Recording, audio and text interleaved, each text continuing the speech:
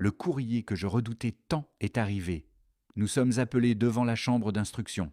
Depuis le mois d'avril, Christelle Gervaise, l'épouse d'Albin Gervaise, mortellement poignardée en mai 2022 à Marseille, ne se faisait plus d'illusions. Sur son compte Facebook, elle considérait ainsi qu'il était plus qu'improbable que la décision prise ne soit pas celle d'une irresponsabilité pénale pour son meurtrier. 2 mois plus tard, ce 25 juin, la décision est tombée selon Le Figaro. Dans un arrêt, la chambre d'instruction, convoquée au tribunal d'Aix-en-Provence pour aborder la suite de la procédure, a donc tranché la question de la responsabilité pénale de Mohamed L., l'homme qui est accusé d'avoir poignardé au thorax, à la gorge et à l'abdomen le médecin militaire de 40 ans, a, sans surprise, été déclaré irresponsable pénalement. Il ne sera donc pas jugé. Les 3 expertises psychiatriques du suspect avaient en effet conclu à l'abolition de son discernement au moment des faits. La dernière, dont les conclusions ont été rendues en novembre dernier, confirmait l'absence de discernement du prévenu hospitalisé en psychiatrie au sein d'une unité hospitalière spécialement aménagée, accueillant des individus considérés comme moins difficiles. Il reste hospitalisé sous contrainte pour une durée inconnue. Absence de procès. Christelle Gervaise accepte ces expertises psychiatriques. Cependant, elle continue de s'interroger sur ses réseaux sociaux. Comment s'assurer qu'il n'y a pas de simulation visant à éviter une condamnation pénale, surtout quand le meurtrier est vu, des mois plus tard, par les experts psychiatres, écrit-elle. En effet, l'état de Mohamed L. avait été considéré compatible pour suivre les 3 jours de garde à vue ainsi que les premiers jours de sa détention provisoire. Comment la psychiatrie peut-elle assurer aujourd'hui une sortie du meurtrier, puis une réinsertion qui assure la sécurité de tous? Avec quelle responsabilité engagée? Poursuit la mère de famille, qui redoute de voir, un jour dans la presse, le nom du meurtrier de son mari à nouveau impliqué dans un drame.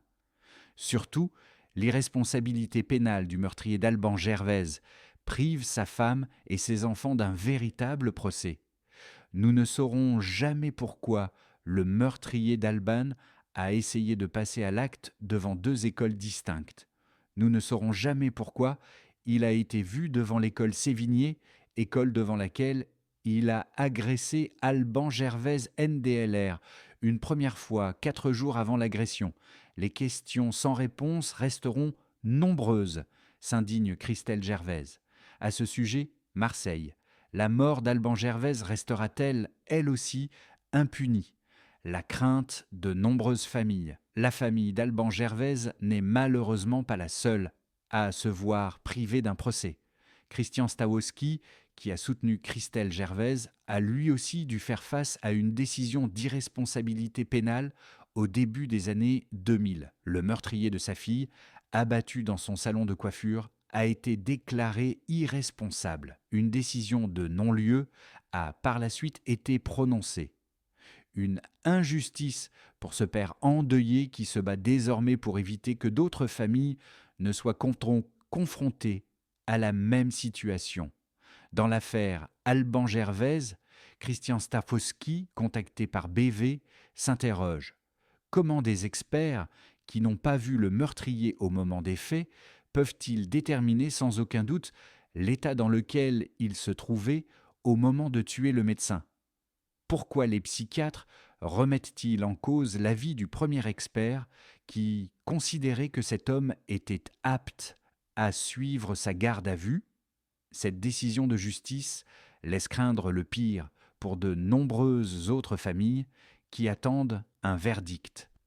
On se demande si on va obtenir justice. On se demande si on va nous sortir la fameuse carte de l'irresponsabilité pénale. S'inquiète la sœur de François, sauvagement tuée en février dernier à Livry-Gargan, Seine-Saint-Denis, par Soufiane O, déjà connu de la justice pour des agressions et un meurtre, en 2015. Il avait fait l'objet d'une décision d'irresponsabilité pénale à la suite de ce meurtre et avait été interné puis relâché. Si les juges devaient encore une fois reconnaître l'irresponsabilité pénale de Soufiane, alors j'aurai le sentiment d'être abandonné de la justice. Christian Stavosky, avec son association Delphine Sandrine, ainsi que de nombreuses familles, comme celle de François, espèrent un changement du droit. On attend que l'Assemblée nationale vote une loi qui permette de condamner pénalement à de vraies peines les personnes atteintes de troubles psychiatriques qui commettent des actes violents. On souhaite que les médecins qui autorisent les sorties de patients dangereux sans aucun suivi puissent être tenus responsables, ainsi que leurs proches.